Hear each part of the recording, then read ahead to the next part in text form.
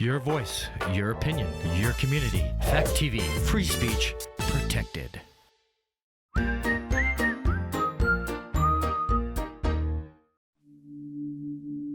I talk, you listen, or you turn the channel. Either way, I'm still gonna talk.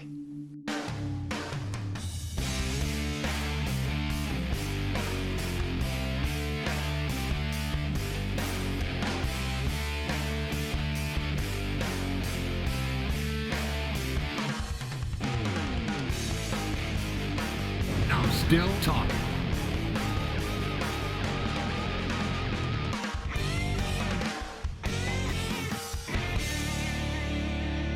Welcome to Still Talking.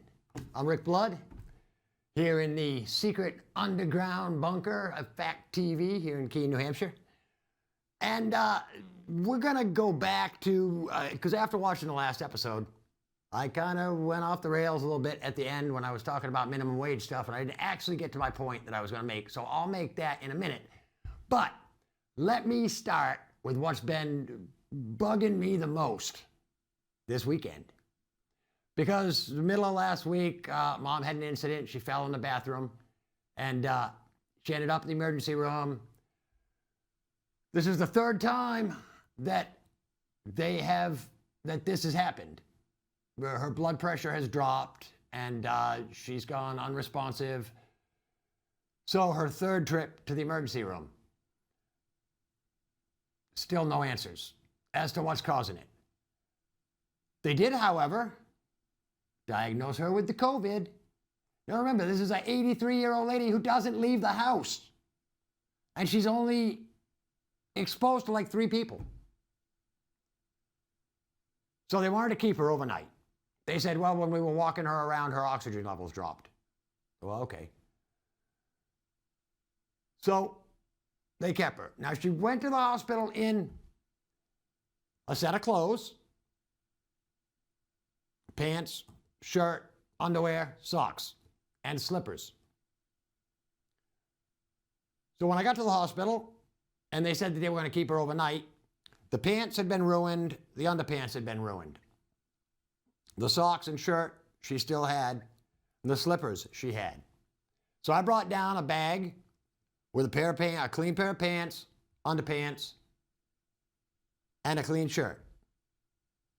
So when we were in the emergency room, I put the slippers and her other shirt in the bag with the clean shirt and the pants and all that stuff, right? Okay. You following me so far? I know it's complicated, but, you know, it's clothes. So they took her upstairs, got her into her room. They assured me that if you just left her stuff on the bed with her, it would go up to her room with her. Okay. They kept her overnight.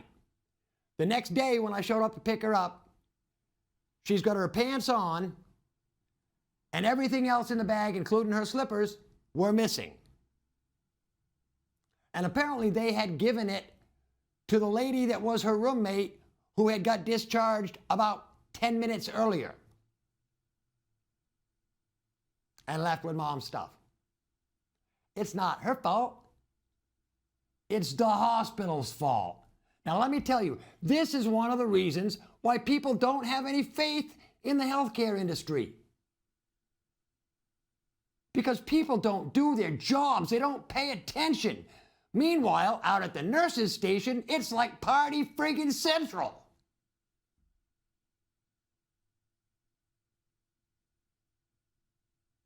You don't get a job like that to meet people and act like it's a singles bar.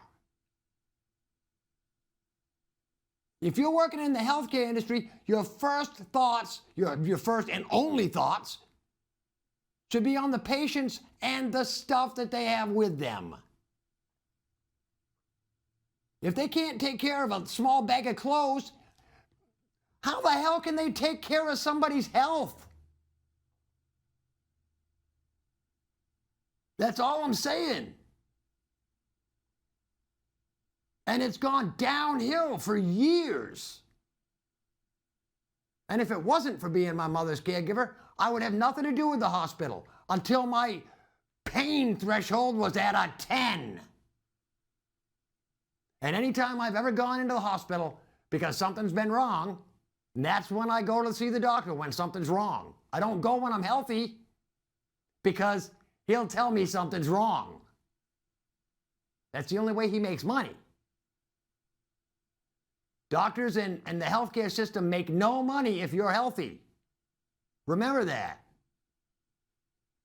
So, it just irks me. So I had to go out and buy Mom some new shirts and some new underpants and socks and a new pair of slippers. And you know, because she's 83 and she has dementia, she doesn't go and shop for herself. It's hard. So, oh man, and not to mention, you know, the bills. Oh sure, they'll still bill you. And when I mentioned it, I had a follow-up call from one of the nurse people there from the hospital. I'm not sure exactly who she was, case manager or whatever. And I mentioned to her I wasn't thrilled with the hospital and told her what happened. She says, oh, well, you can call patient relations. You have the patient relations number, don't you? And I'm like, patient relations, I'm going to get, oh, we're so sorry, nothing we can do about it. Yeah, I don't need to waste my time with patient relations. I do a TV show. So here you go, Dartmouth, Hitchcock, Keene. Hats off to your incompetence.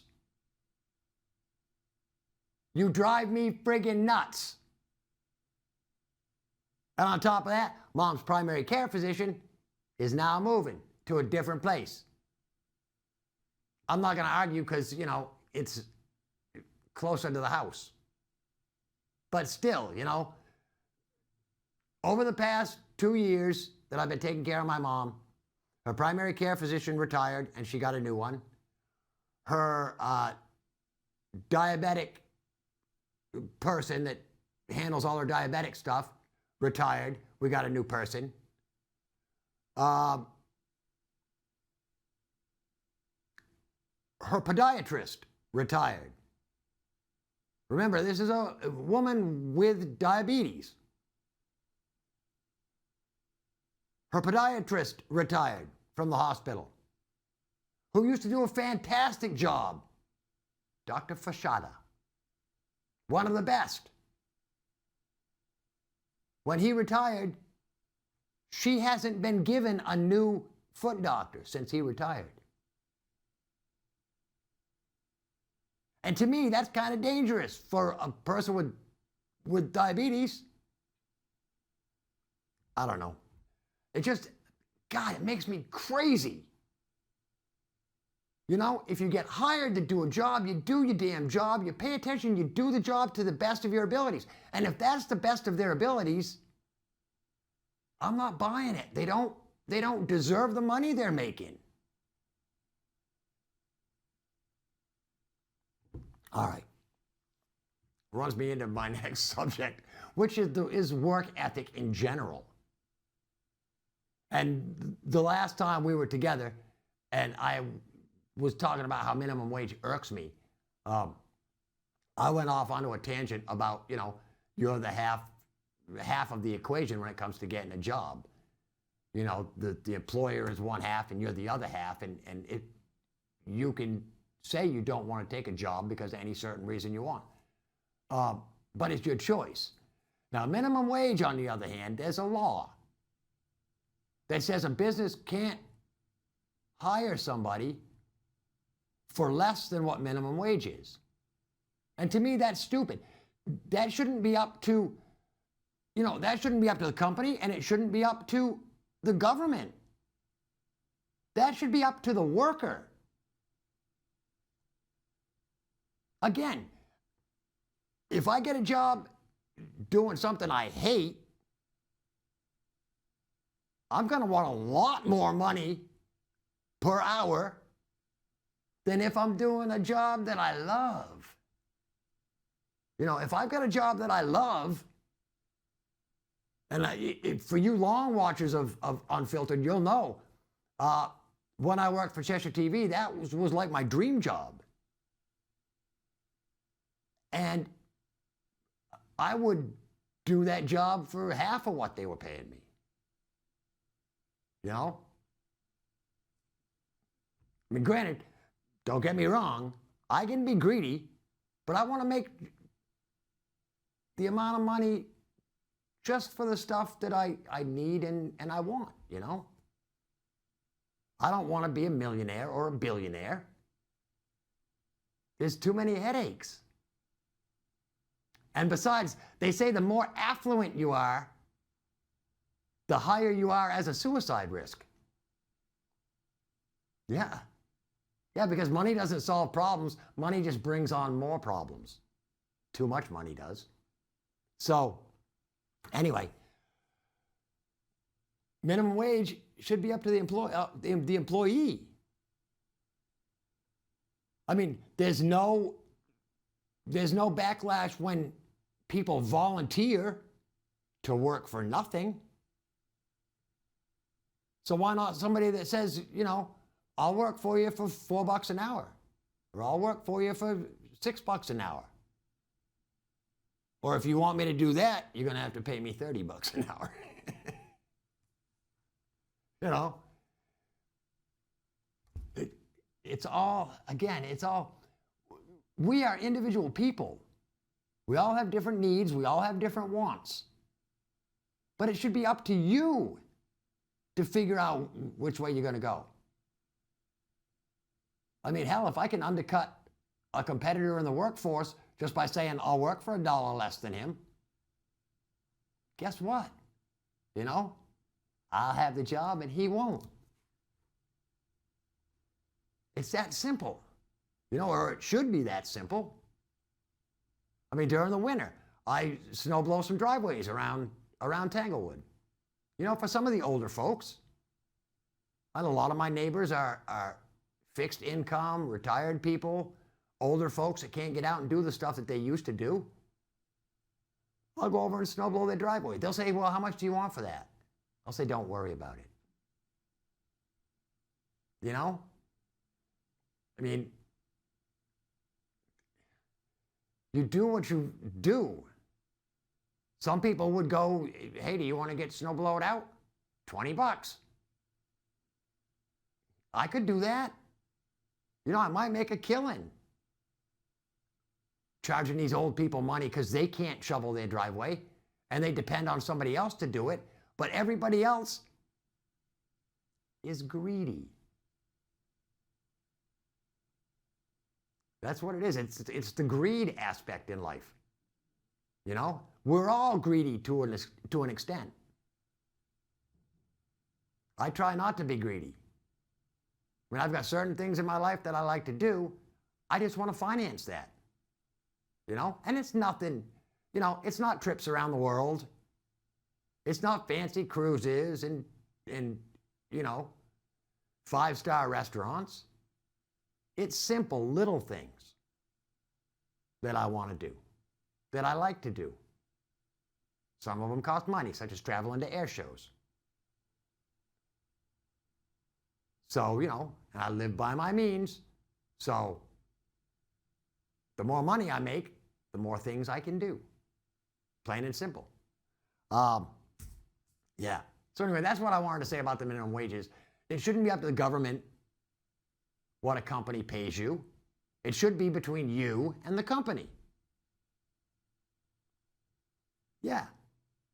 I mean, you know, there is no slavery anymore other than taxes. You have to, if you work, you have to give the government money, which you're basically a slave to the government, who keeps saying that slavery is bad.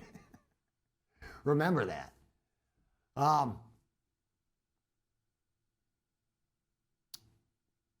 want to say anything else about that? No. Not really. A lot of it has to do with work ethic.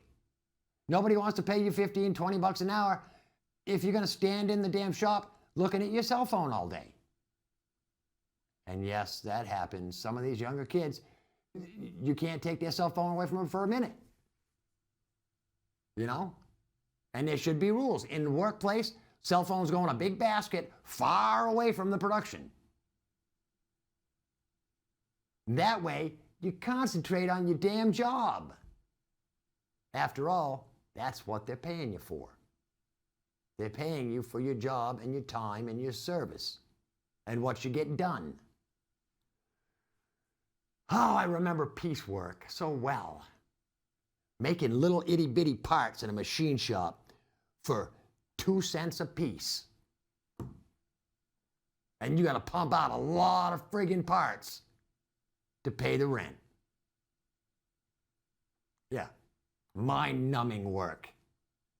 That's why I went, this is not for me.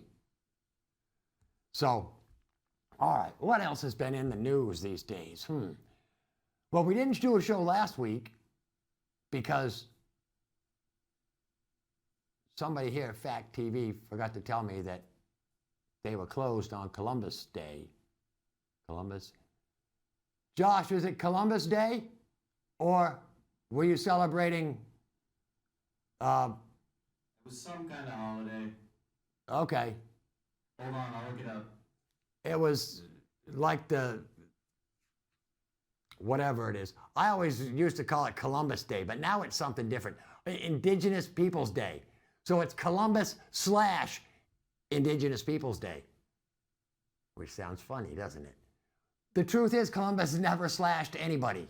You know, Columbus didn't kill any indigenous peoples. He didn't even come to America.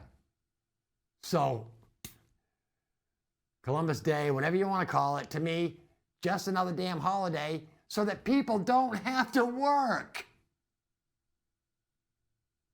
You know?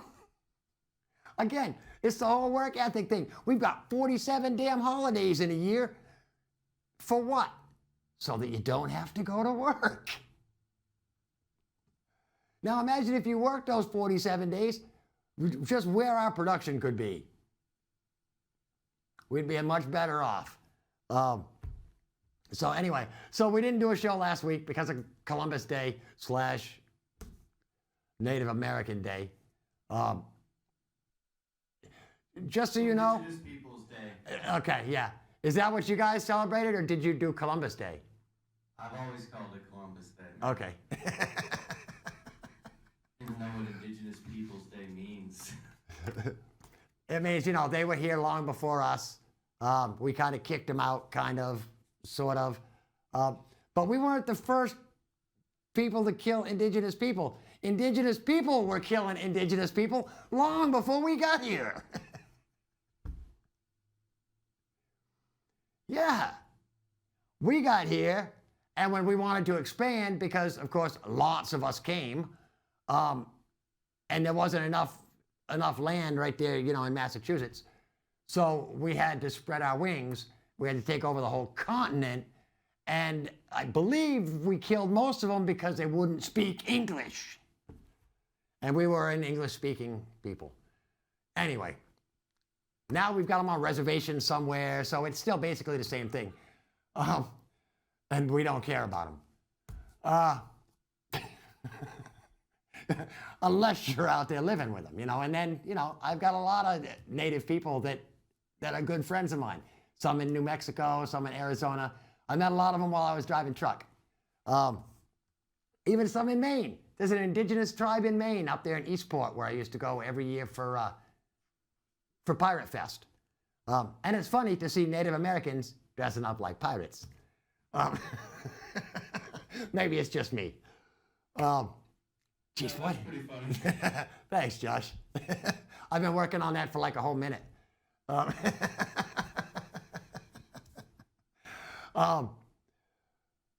One of these days, we're going to show you Josh. We'll put a camera in the control room one of these episodes, and we'll show you Josh. Sitting in there just doing what he does. I don't want to scare your audience. That's fine. They've seen worse. Geez, what else? It seems to me there's something else in the news that's going on. Oh, yeah. The huge war in Israel now.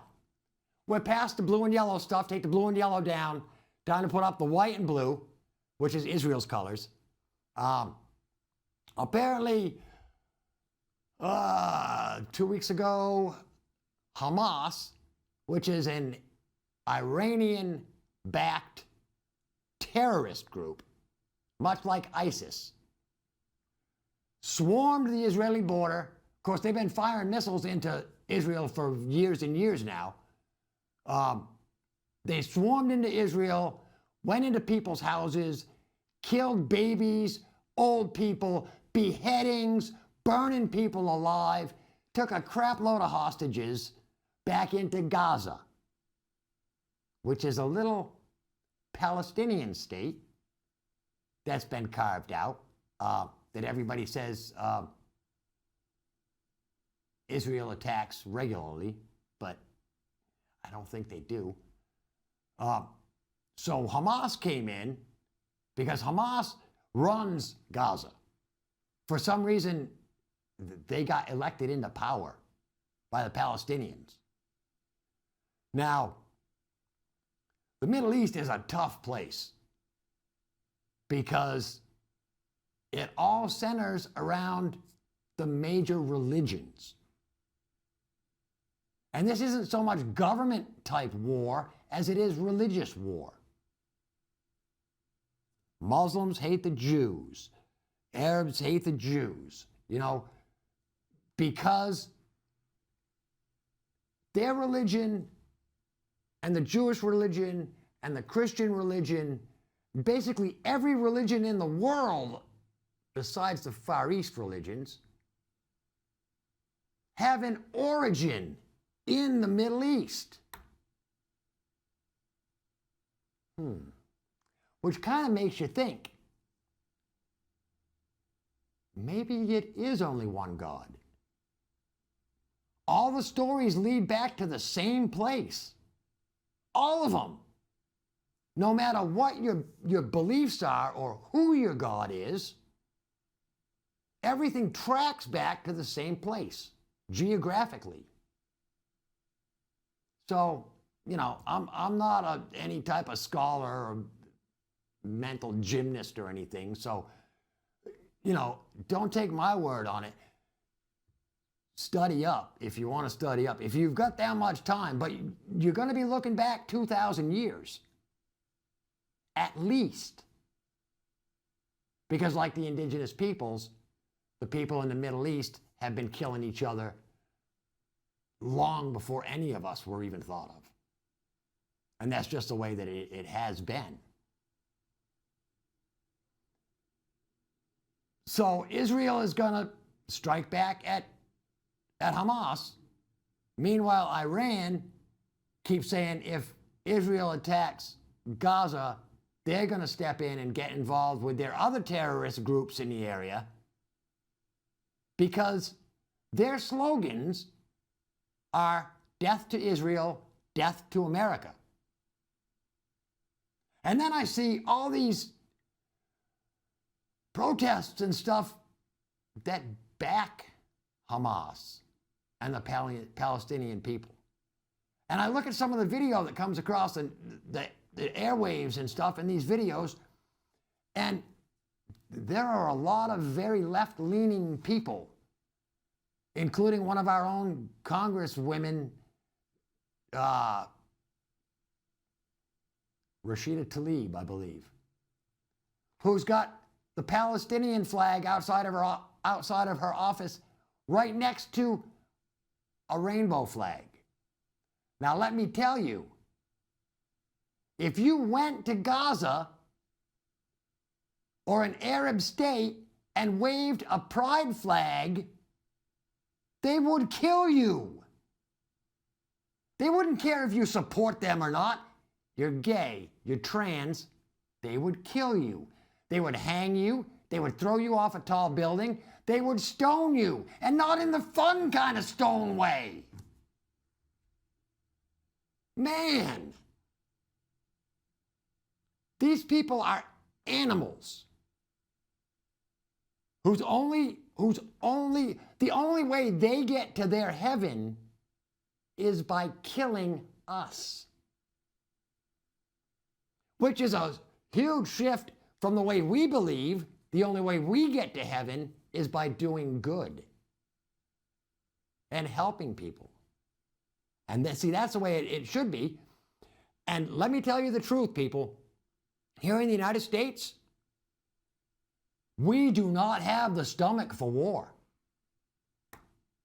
I'll tell you right now, as a veteran who served in the Navy, 1979 and 80, I was in the Mediterranean.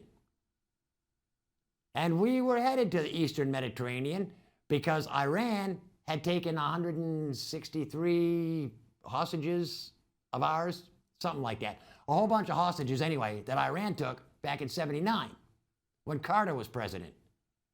And, you know, we were fired up. We were getting ready to go to war. And we were headed to the Eastern Mediterranean and we were ready. You know, and we should have taken care of it then. But we don't have the stomach for war. War means dead civilians because civilians don't cause wars. Governments and leaders cause wars. And, you know, my time's starting to run down, so we're probably going to carry this into next week because I'm pretty sure the war is still going to be going on next week. Maybe there'll be some developments. Israel hasn't started the ground war yet. But they have vowed to go in and root out every single one of the Hamas members and put them to death. And we should be doing the same because they killed Americans too. And we should be on Iran. And Lindsey Graham said he thinks that if Iran ramps this thing up, we should bomb their oil refineries. And yeah, I believe we should bomb their oil refineries and their nuclear capabilities. Yeah, whether it's us or whether it's Israel, because Israel has a badass military as well. And, you know, we're going to find out over the next month or 2 months or year or however long this thing takes. But Israel has vowed not to stop, and they shouldn't have to stop. So, anyway, I believe my time's running out, and I'm just waiting for Josh's signal for the, 5-second countdown or whatever. But, it's time. I'm Rick Blood. This is Still Talking. Until next week, peace.